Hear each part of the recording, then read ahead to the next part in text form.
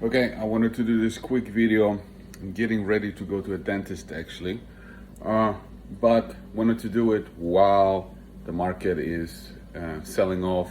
I'm sure you've heard the situation in Ukraine that's spooking the market even more. And I gotta say that this sell off is very much needed. It's very much needed because too many people got too cocky too fast. Okay, the the the bubble in the growth stocks, the bubble in the Ponzi scheme, in the Ponzi sector. I mean, what I mean by Ponzi sector? It's a sector where these companies have no way of profitability. They're just there, hyping, growing, spending investors' money, and like we needed this so bad to flush out the morons, to flush out the Kathy Woods of the world. Like we needed this so bad. You have no idea. And of course, while this is happening, the good companies are also getting sold out. That's when it's important. Like, what do you own? Do you know why you own things?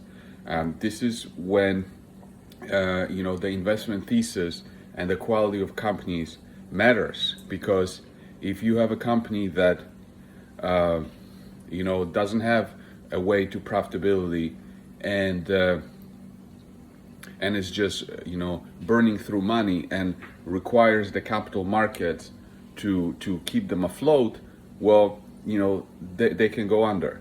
And also another thing that I want to point out is it amazes me how well Voxter is holding up in this environment. People just don't want to sell it because it's an unbelievable opportunity, and it's going to do well when these things calm down. Another little thing that I wanted to say is about hold on, I'm making breakfast while I'm talking here, so excuse me here for a second.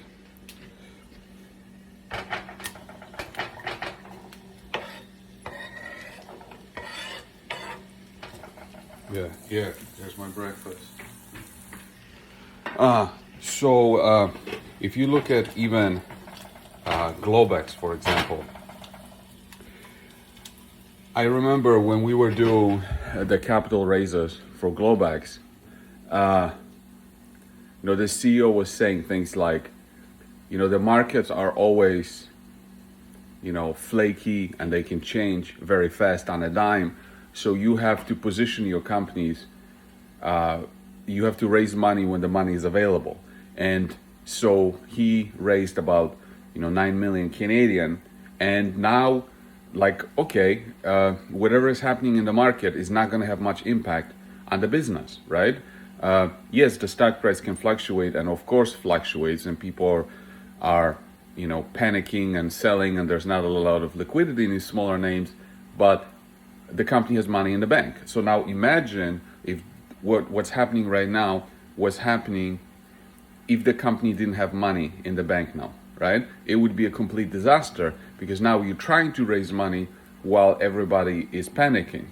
And the same thing for Oracle. It's like, okay, they got 10 million or more in the bank, no big deal. And of course, at some point in the future, they're going to need more money to complete the process, but they have it, and it's not emergency. And so in the future, when you get angry with your companies raising money and not at the ultimate top, just think about it, that you never want to raise money when you need to raise money, when you're running out of money. You always want to have money in the bank.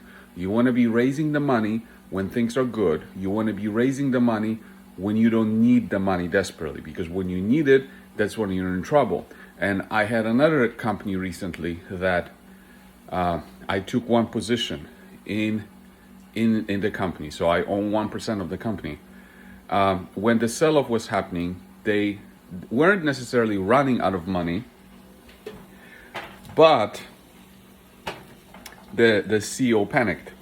Yeah, the CEO panicked and raised money at a level that was much lower than what people hoped, right? But now it looks like he did the right thing, because now the company is cashed up. Now they can continue to